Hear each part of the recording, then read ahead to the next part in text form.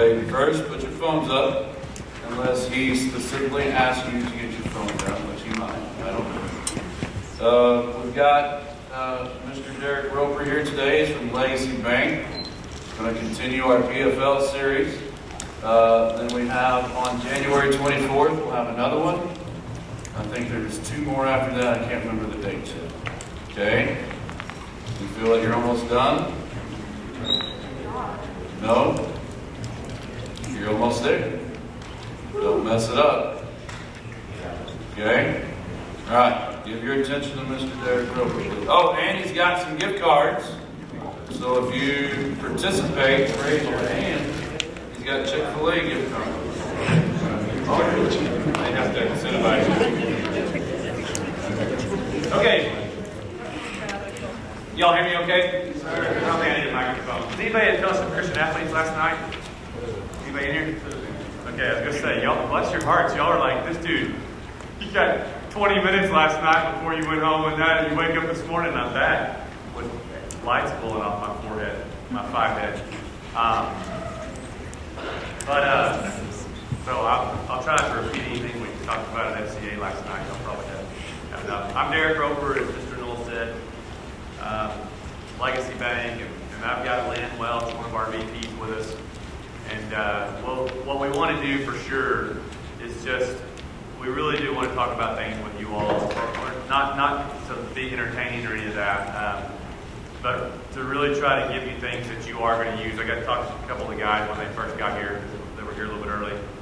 We really do want to talk to you about stuff that you're going to use coming up in the very near future. And that, whether you go to college, and of course, that's your path, we're all about that. But if you're going straight into the workforce, the stuff we're going to talk about in terms of your money it's going to be regardless of what you're going to go do. So I also mean it when I say, like, we're not just here trying to give you, a speech. If you have questions, legitimately, I don't care if it's in front of your peers. I know how hard that is. They're not dumb. They're not going to be dumb questions. And so there may be some things that you think that, like, everybody knows, or I'm not going to ask that because I think everybody else probably knows it. And it may not be true. There may be several that are sitting there thinking the same thing that don't know. So that's fine. So I just want to encourage you. Literally, you can stop us and just say, hey, I'm not sure I understand that. Because it will be it's something that if you guys aren't already using, you're about to. And if you are using your debit card, or you're learning how to, like, have your own account, your own money, then it's gonna matter to you. I can't ever get in front of these kind of crowds, as you know, that were there at FCA last night, without giving you a couple little things that are kind of like just beyond the financial part of it. I tell all of the young people that come work with us, is Dylan in here? I can't even see.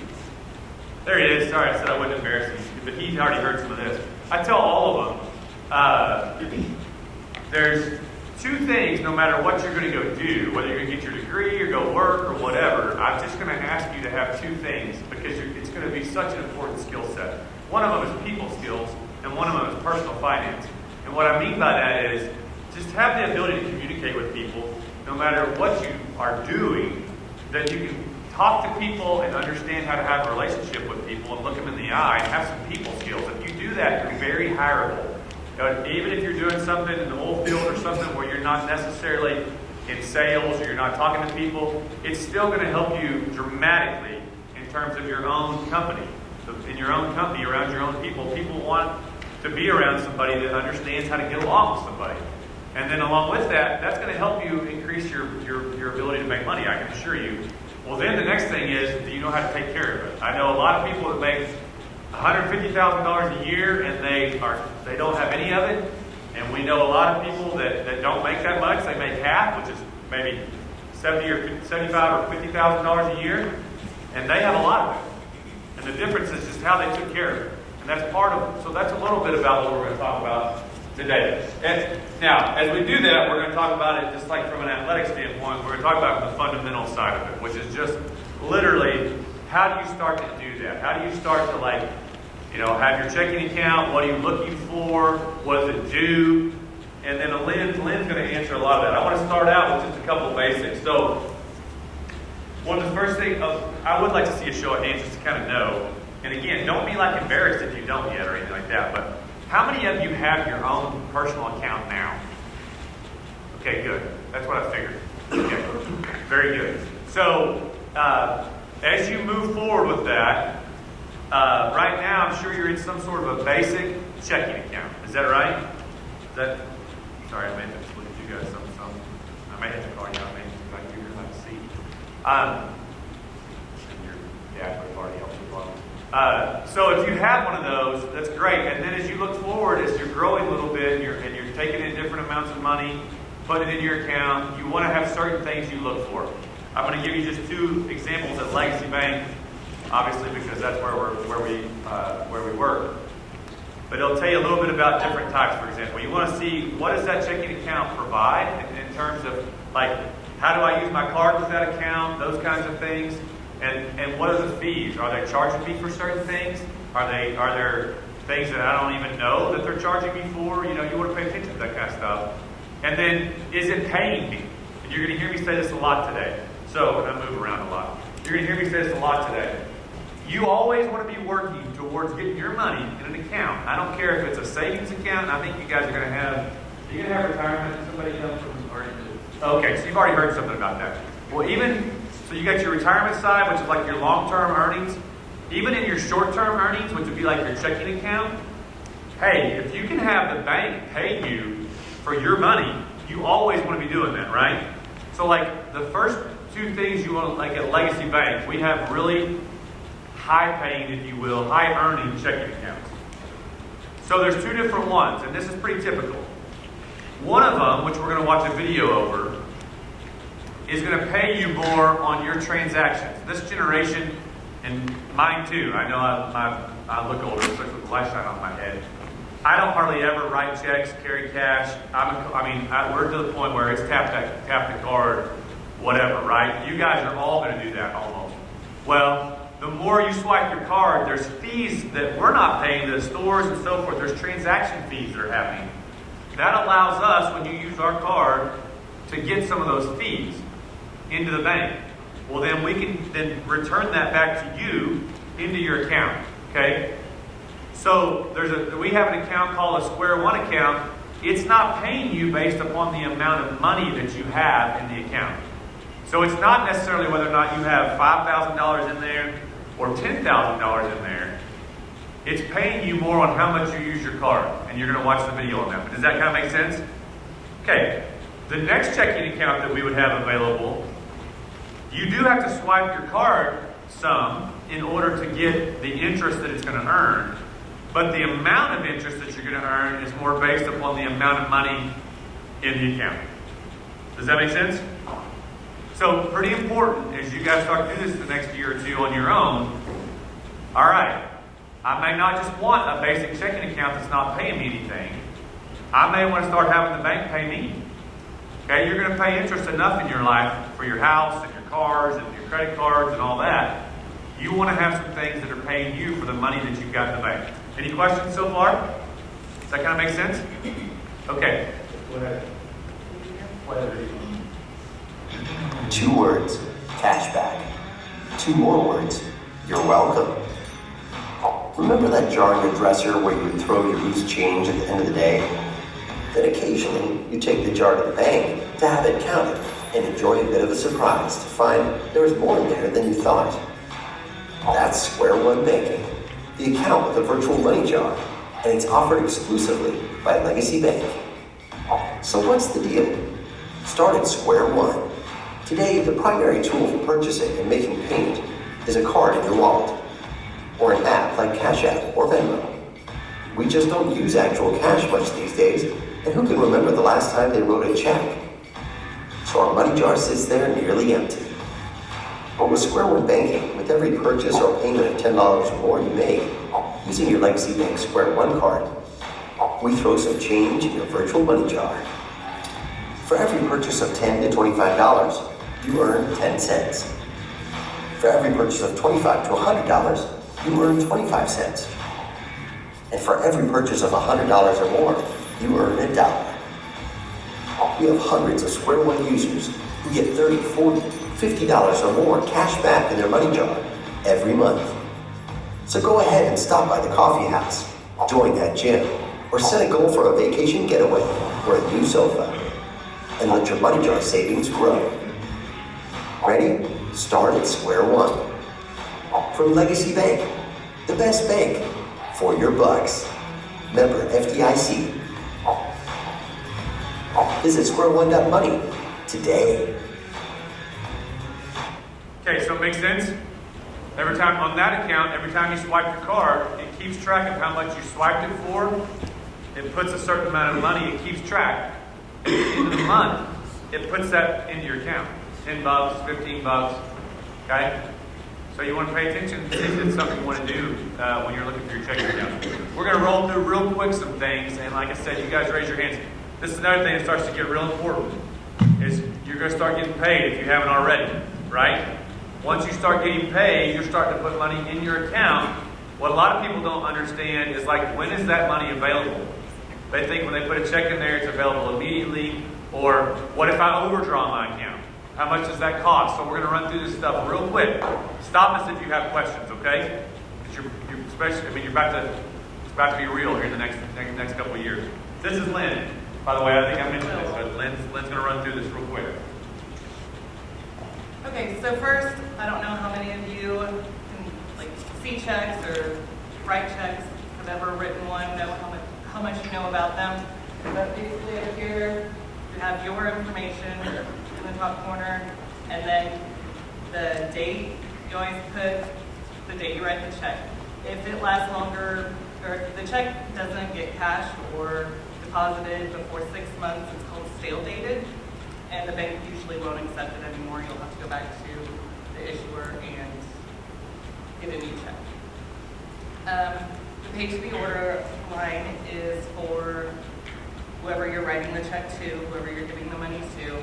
The dollars, the little box there, is where you write the number amount, and then on the next line, you actually write out the amount. Like if it's $10, you put 10, 1000 in the dollar in the box, and then on the right outline, you write 10 TEN dollars. You can always put a memo in there if it's for something specific that you want to make sure it's noted, and then obviously your signature. At the bottom of the check is going to be your routing number and your account number, and usually the check number, which matches in the top corner up there. So the routing number, each bank has its own routing number specific to that bank, and then each person or account holder has their own account numbers, and those are always on the checks. So that's kind of what the checks look like. As far as how to deposit a check, if you receive a check from someone, you can do it. Obviously, most banks have a mobile app now, and so you can deposit it through that, or you can go to the bank and deposit it into your account.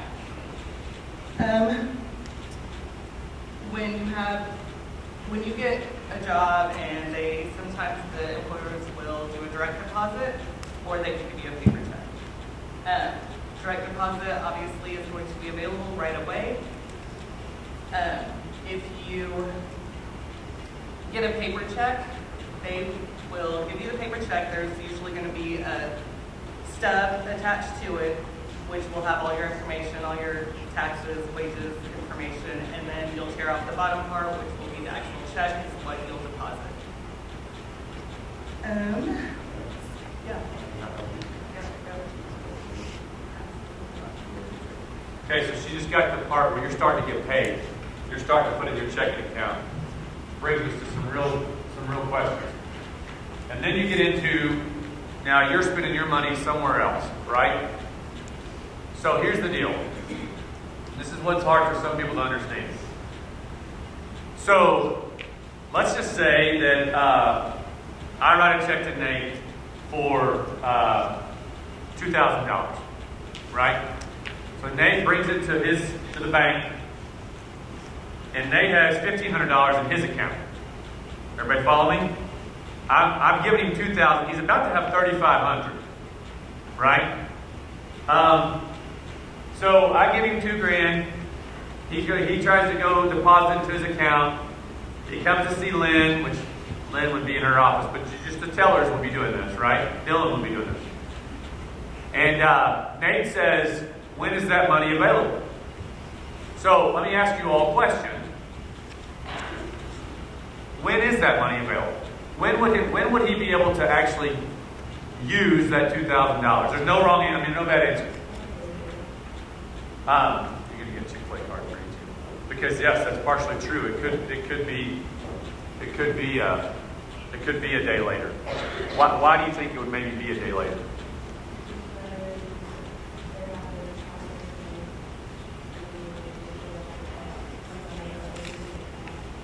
Good answer. Okay? If you couldn't hear, that's the part that's really hard, I think, even for adults to understand sometimes. It's not uncommon at all, and that's why it's good. Remember this now, and it'll always make sense to you. If I wrote that check to Nate for $2,000, what if Nate doesn't know? What if I don't have $2,000 in my account? What if I basically wrote him a hot check? Bounces. Or what if I wrote him the check and it's good intentions, but at my bank, I'm waiting for some money to be direct deposited into my account that'll make sure that there's $3,000 in there. That way, $2,000 of that will make sure and go to Nate. But it hadn't hit yet. It's not immediate. Does that make sense? So if he goes to Lynn and says, I want to cash this for $2,000, she's like, well, I need to make sure that that's available. I need to make sure that this check is going to clear. It hasn't cleared yet. Derek's bank, now, she may be able to call my bank and say, hey, does he have $2,000 in there? Like, is Nate's check going to go through? And they say, yes. And then we might be okay. Or they may say, no. And so there's different what we call check holds, and Lynn can talk about that. We won't get too much in detail. When you hear that there's a hold on a check, what that means is there's a time frame in there that we're trying to make sure that the money coming from where the check was written is there. Because here's the deal. If we go ahead and cash that check for Nate, and he takes that $2,000, and he goes and buys something with it, and then when the check that he wrote, that he cashed, that's from me, hits my bank, and the funds aren't there, how does Nate's bank make up for that? Who's responsible for that? Nate. He didn't necessarily do anything wrong. He got a check for $2,000. We cashed it. Now all of a sudden, the guy that wrote the check, which is me, only had $1,500. We're $500 short. I didn't tell Nate that I didn't have enough money in my account when I wrote the check. Does that make sense to everybody? Is there anything about it that doesn't make sense? You've got to make sure the check you're writing can clear, because even though you have the check, Nate didn't do anything. He's got the check. But if we give him all that money before the money that he actually got is available at the other bank, now what? Does that make sense? And that's why you have some holds. So imagine doing that on a big scale. So if you're me and we have a commercial customer, it could be $100,000. We got a $100,000 check coming through. Like, whoa. We want to make sure that there's $100,000 where that came from. Any questions? No bad questions. So any questions? Does that make sense? Yes. So, the bigger the check, the more money it is, the more likely it's going to get held. Excellent. The more money it is, the more likely it's going to get held. Okay? Y'all understand that? And usually, the longer the hold. Because sometimes it takes longer for bigger checks to clear. So, say, like 100, Yeah. you do have to see like all of the beginning of the depository rate expense. And you know, think about what it's going to pay fees for deposit. Well, go ahead. Sometimes that's another great question. She said, what if the bank that you're calling what if Lynn calls me to see if Nate's check is good? I mean, my check's good that I sent to Nate, that it's good, that money's in there, and it's what we call a bank that doesn't verify, a non-verifying bank. So you call Bank of America and you say, hey, Derek, we've got a customer, or we got a guy that's written this check. His name's Derek Roper. He's your customer. He's written this check to one of our customers, Nate Rearman. Is that check good? And Bank of America says, we're not telling you that. Yeah, it can happen. That happens a lot. That happens a lot. They say, we're not telling you that. And now we've got to wait until it goes through the system. I'm going to turn it over to Lynn, because that's a great question. Now we have to wait. So now Nate doesn't get that $2,000. He's got it, but he doesn't get it. Does that make sense? Okay, go ahead, Lynn. So basically that goes towards like funds availability in your account. Sometimes you'll see in your account that you have your current funds and then the amount that's available. And those are two different amounts. That could be the reason, like a check hold. We called the bank, they won't verify funds, so therefore we put a hold on the check. So we have the funds in the bank, not in the bank yet, but in your account. But we're not going to let you use them to protect you and us as our customer, because if we let you use that and the check would come back, your account's going to go negative. And then that's going to cause a bunch of other problems. So that's kind of how that works. If it's a large deposit hold, we'll put, basically, the way we do it is $250 is available that very first day when you deposit a check. We hold the rest of it at least for 1 day.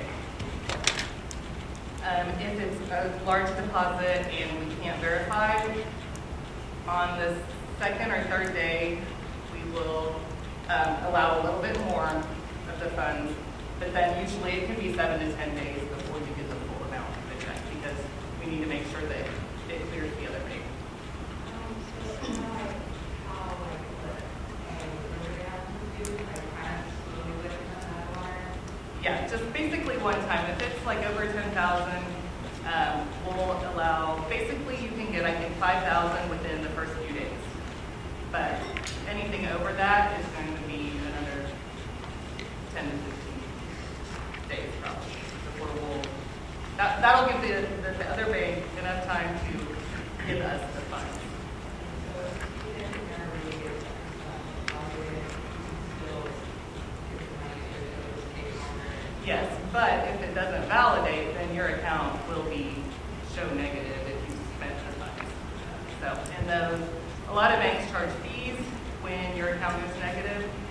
This bank, we don't actually charge the Overdraft fees, right? non-sufficient funds. Overdraft. What if you got $100 in there and you go write a check for $150? We may pay it, but then are we going to charge you a fee because you just overdrew your account? Right? That makes sense? Check on that. Check on that with your bank. How does that work? How will this work on my account? If I do this, what's going to happen? Right? You definitely don't want to leave it that way, do you? It's also embarrassing. I mean, not that it doesn't happen sometimes. It happens. Sometimes it just happens because it's not always embarrassing. Your bank's not going to tell everybody. I just mean for you. You don't want to be in a situation where your checking account's overdrawn all the time. But sometimes it just happens by accident. You don't move money from one account to another. So I don't mean that like if your parents say, oh shoot, my checking account's overdrawn. Don't like, oh, you should be embarrassed. I just mean you don't want to leave it that way, right? Go ahead, Lynn. Anything else on the funds availability and how they hold the funds and everything? Right. Another thing that I wanted to kind of hit was when you sign up for like free trial memberships and stuff with your card, the merchant keeps your information on file. So that way, when you don't cancel after 2 months or however long the trial period is, they can automatically start charging your card. So they do hold on to that information. Just wanted to let you know that. The other part of that is when you do swipe your card and use it, the merchant still has 45 days if they don't collect it right away. They have 45 days to collect the funds. Because like not everybody batches their credit card machines out all the time, and it's not always instant. Does So that make sense? You swipe your card at wherever, the mall in Oklahoma City. The next day, you haven't seen it come out of your account. You're like, what happened? It may not be immediate. Right? That transaction may not go through immediately. So you were like, I had $300. I was at whatever, Lululemon, whatever. I spent $100. I thought I spent $100, but it still shows that I have $300 in there. It's coming out. They have time. It may not be immediate. Dudes, I don't think you would remember, but which also makes it harder to keep track of where you're at. Because I know mobile apps, they are very current, up to date, but you always do have to know that they do have the 45 days. If that transaction hasn't come through, it's still here. And it goes back to like the statements. Everybody gets a bank statement, whether it's online or mailed to you. And that's kind of a thing of the past anymore with the mobile app because it gives more of a timeline. for those of you that have checking accounts, how many of you have your app right here? Good. So you start to do that, use it. Look in there. Okay, so when you're looking on there, does just some of this stuff we're saying make more sense? Now, about spending the money and thought I had it or whatever, you look on your app and maybe it hasn't hit yet. When somebody says it hasn't hit yet, it hasn't hit your account yet. You swiped your card, but it hasn't hit yet. So you've got your mobile app out, you're looking, Does that make sense now? Okay. One of the other things is most banks have another party that watches your account very closely, kind of sees how your spending routine is, and they have somebody watching that will send you a text or send you an alert saying this is a fraudulent charge, and they basically stop, close your card because this is unusual activity. So they'll usually send you a text or something like that, and you can verify if you have actually made that purchase or if it's a fraudulent charge. A lot of fraudulent charges, like obviously people, the scammers, can put stuff on gas stations, on any kind of card monitoring thing. So that's when they start spending like out of the country and this and that, you'll get that kind of text. Anybody had that yet? You have? It's all right. You're going to get a Chick-fil-A card just because you're being honest. Anybody else had any fraud yet on their card? You have too? Yeah. Not fun, is it? I'm not much older than y'all. I'm in... That will require you to probably close your card, get a new card, come to the Yeah. bank and all that. I'll never forget it. I'm in New Jersey when I'm playing baseball. I left spring training in Florida. I've left spring training. I'm in New Jersey. My dad calls and I'm walking out of the ballpark getting ready to go eat with my friends. He's like, "Did you buy gas in Florida?" I'm like, "No, I'm in New Jersey." He's like, "Well, somebody," he's looking at my account. He's like, "Well, somebody just bought 2 tanks of gas in Miami." It's kind of a scary feeling. Like I get my card out and I'm like, "Dad, I have my card." He's like, "Well, I'm just telling you what's happening to your bank account." I can see my card computer in. What was your question? So like the stores that you're buying from, those are merchants.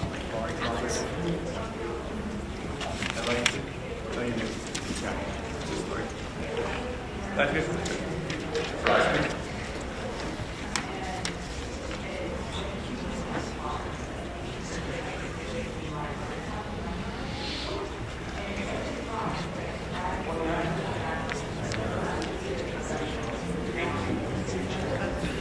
Interesting. And sometimes it's just the chip on your card isn't working, the line, the swipe line doesn't work very well, but it could have worked at other places.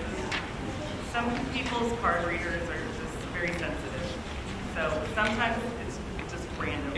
Any questions about checks, bank cards before we get into like credit cards? So checking accounts, money availability. Money availability is important because you're about to start your own personal budget. I know we've said that multiple times, but you've got to be able to use your app, think about what you spent, check your balances, and know that just because you've gotten paid doesn't mean it's available. So always know the difference. I'm in Oklahoma City. I'm on my app. I'm on my Legacy Bank app. It says that I've got $1,200, but I've only got $800 available. Can I go spend $900 at Penn Square Mall? No, right? Your available amount is what you have.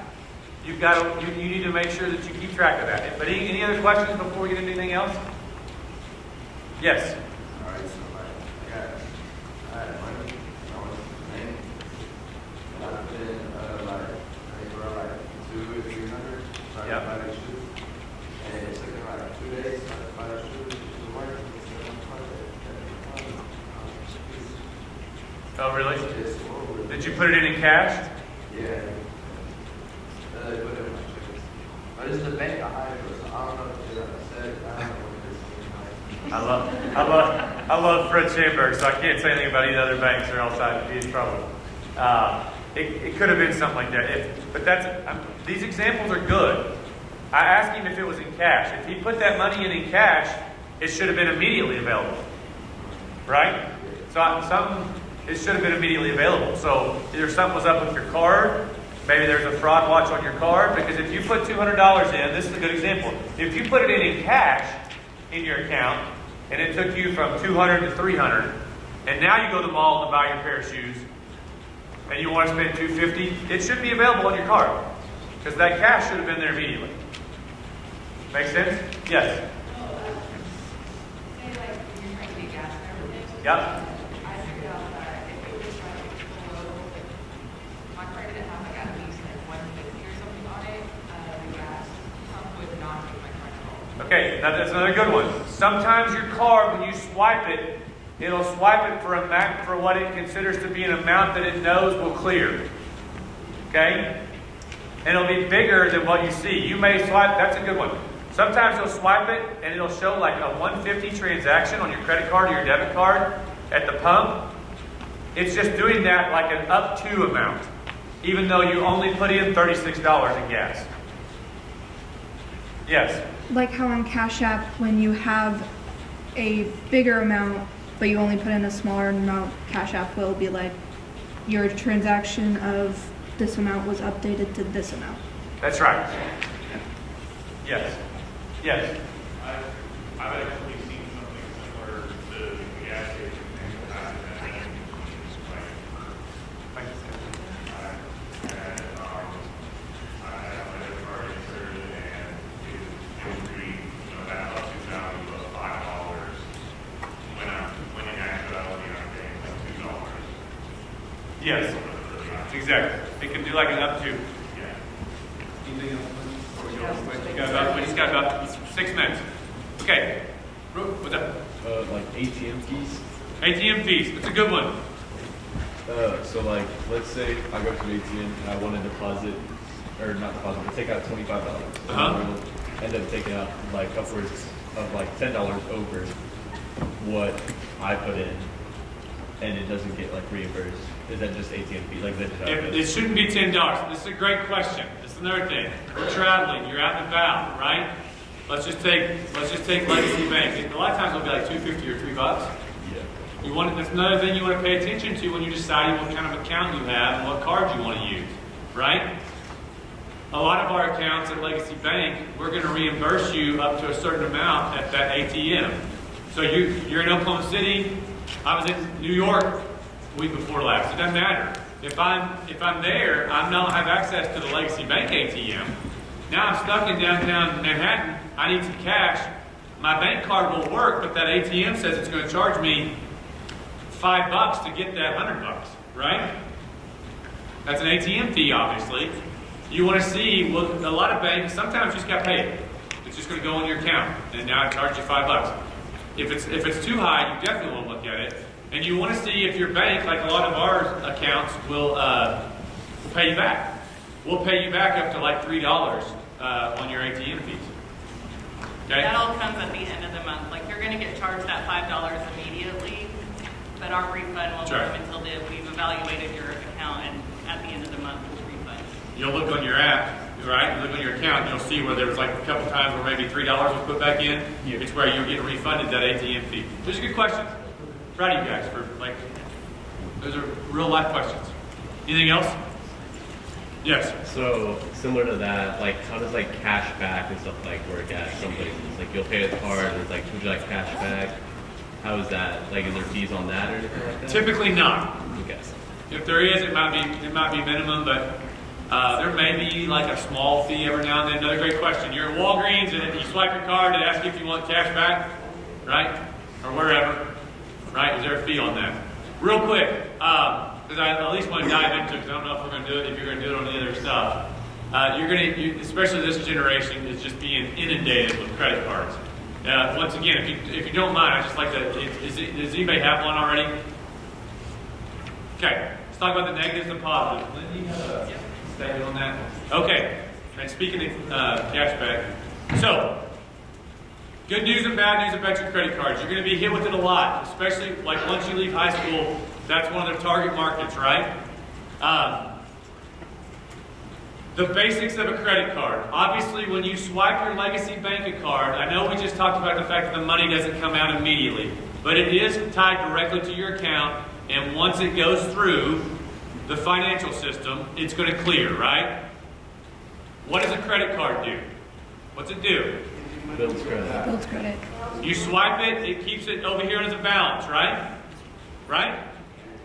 That's right, pay at the end of the month. I swipe it 5 times for $100 a piece, that's $500. Obviously, it's not coming out of my account. It's not coming out of my bank account at Legacy Bank. Discover or American Express or Capital One is keeping track of it. Now, at the end of that month, you've got $500 on your statement, right? There's a statement. There's a basic statement. I don't know if y'all can see it, right? There's your balance at the top. There's your minimum payment. Now, here's the problem with this. If you are carrying a balance on your credit card, anybody have any idea what the interest rate on some of those are right now? Sorry? It can go up to like 20, 25%. Okay? I don't know if we have time, but you guys, this is why, I mean, again, very real life. Doesn't matter what you're about to do next year or this year. You have to be able to understand this. If you're going to go out on that limb, they're going to charge your butt off for it, okay? So if you take that $500 at the end of the month, if you can't pay that off in full, they're charging you 25% interest on that $500, okay? And you still owe them. So you might pay a portion of it, you might pay half of it, $250, but you're still being charged the 25% on the $250 you didn't pay. How much interest do you pay if you pay the whole thing every month? 0. Be very, very, very careful. It happens very quickly. So a lot of people screw themselves getting credit cards most of the time, like if they're not smart with it. No doubt. Because you put $500 on it, at the end of the month, you couldn't pay all your $500, right? So you only paid your minimum balance. Y'all see it up there? At the top it says new balance, it says minimum payment. They would love for you to pay the minimum payment. You got a balance of $3,663 and they're saying, hey, you can keep this thing and keep trucking for $36. Yeah. And your interest is going to be nutso the next month. Some people live off their credit though. No doubt, until there's a day of reckoning. So Right? I have to have a credit card to be able to buy it, but now I can borrow It is safer. You have to have what? We got time? Because they're asking good questions. Okay, I don't want to keep you, but I also want you to ask these questions. Very, very important. So let's talk about the positives. What is a credit report? A credit report is your history of how you've paid for things, right? It is harder to establish a credit report and a credit history without a credit card or something that you've paid on. I'm not saying you have to get a credit card. It's not all bad, I will tell you. Obviously, I've had one my whole life. Adult life. I've never carried a balance. I'm 43. I just don't do it. American Express has also sent me to Florida and all kinds of places. There's rewards. You know how they are able to pay me rewards? Because some jackwagon's paying like $300 a month in interest. And I'm paying mine to 0. Thanks for the airline miles. You're on one side or the other when it comes to credit cards, man. I'm telling you. You're either paying me, and somebody's really, American Express or Discover Card is paying you back. That's for all the people that can't figure it out. They're carrying a balance and they're paying ridiculous amounts of interest to those credit card companies, and that's why the people that pay them off every month get rewards. So all your commercials are like, hey, this is your reward. But when you pay it properly, even if you pay your minimum payment, it can help you build your credit report, which is your credit score, which is what y'all are talking about when you get ready to buy something. You come into the bank, you go see Lynn, you say, I want to buy a new truck. She says, you don't have any credit. What does that mean? It means you've never had a credit card, you've never had a loan payment, you've never had anything that says, hey, this person has paid consistently, they have a good history. So now their credit is 700. And we don't have time today to get into the scoring. It goes up to about 850. You don't want to be down in the 5s, you don't want to be down in that range. You want to be up in the 6s, 7s, and maybe even 800. Yes? Are there ways to build credit without having a credit card? Absolutely. One of the ways you can do it is like you can come get something small at Legacy Bank. I'm not telling you to do this. Maybe Grandpa's got an account. You come get a loan from Lynn, and you actually secure the loan with Grandpa's account for like $1,000, so we know that there's almost no risk. But it does show as a loan, and you pay it every month, and now it says she's paying it every month, and it starts to build your credit score, which is a really good thing. Make sure that your bank does report to the credit bureaus, though, because some banks, smaller banks, do not report to the credit bureaus. Does that make sense? The credit bureaus are the people that are telling you that are calculating your credit score all the time. You see this stuff on TV all the time. You guys are already seeing it on your commercials, whatever. You just don't. I'll be right there, Taylor. Doesn't your credit result if your account goes negative, like your checking account, if you go negative again for so long, it drops your credit score? Not typically. Not your bank account. No, your bank account, actual bank account doesn't affect your credit score. Right, Taylor, sorry. Say I want to go get a credit card. How long? Not that long. That's what's kind of scary. Okay, if you couldn't hear him, he said, say I want to get a credit card tomorrow. How long will the process take? Not that long. They're going to ask you, you're going to fill out an application. You're going to tell them all your personal information, plus about how much you make, right? And then after that, by the way, good question. And then after that, they're going to try to see exactly what we think this guy can pay for based upon how much money he says he makes. And then you're either going to qualify or not. I'm sorry, I don't know who was next. So then would it be a good idea to keep a credit and a debit card? Yes. Again, I don't mind. I'm kind of an open book. I'm just going to tell you, I put a lot of things on my Legacy Bank card, because it's sitting there making me money. Remember we talked about the very first video? Legacy's putting cash back in my account. My wife's sitting there using American Express most of the time, getting paid double and triple points at Walmart and United, and when we travel, so that when we go on vacation, our airline miles are free. So I want both. That's me. So when you say a little bit of both, that's an example. That's at 43. We want to be very careful with the credit card one, though. Yes. What is the fastest way to build credit? To do what? To build credit?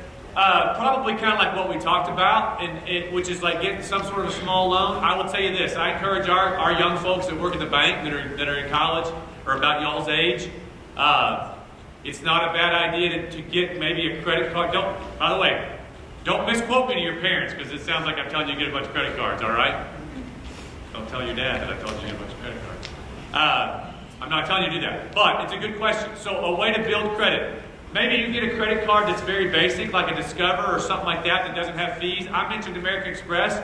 American Express has a fee. I don't mind paying it because my rewards are higher than my fee.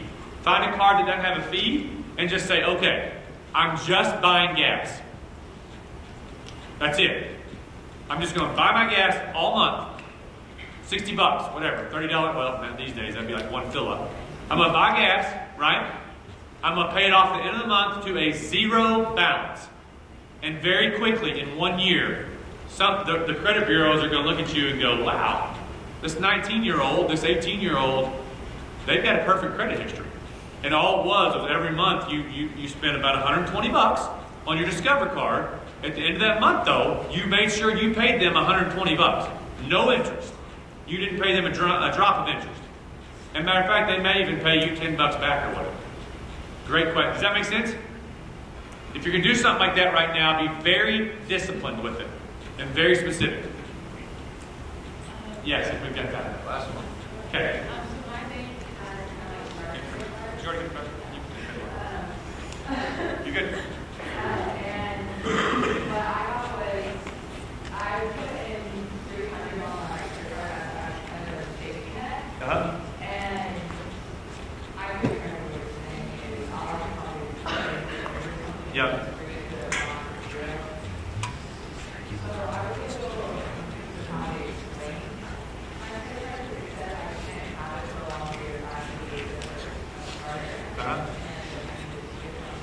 Yeah, so what she says is they told her that she had a starter card.